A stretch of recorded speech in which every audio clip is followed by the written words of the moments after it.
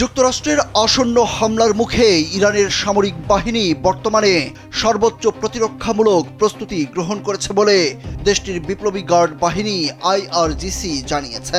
দেশে যে কোনো ধরনের আগ্রাসনের মুখোমুখি হওয়ার জন্য ইরান প্রস্তুত রয়েছে বলে আইআরজিসির বিমান বাহিনীর কমান্ডার জানিয়েছেন।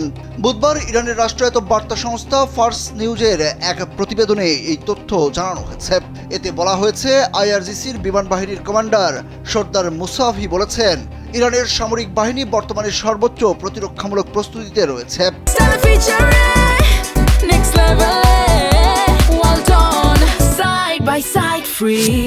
এবং যে কোনো আগ্রাসনের মুখোমুখি হতে প্রস্তুত।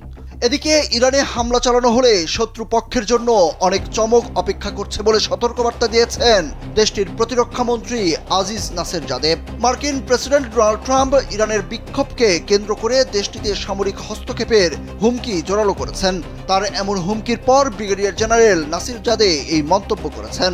ইরানের নিরাপত্তা পরিষদের বৈঠকে আজিজ নাসির জাদে বলেন, এই হুমকি যদি বাস্তবে রূপ নেয় তাহলে আমরা পূর্ণ শক্তি নিয়ে এবং শেষ রক্তবিন্দু পর্যন্ত দেশকে রক্ষা করব। আমাদের প্রতিরোধ তাদের জন্য হবে যন্ত্রণাদায়ক। মার্কিন আঞ্চলিক মিত্রদের সতর্ক করে দিয়ে তিনি বলেন, ইরানের বিরুদ্ধে যে কোনো ধরনের হামলায় যারা সহায়তা করবে তাদের বৈধ লক্ষ্যবস্তুতে পরিণত করবে তেহরান।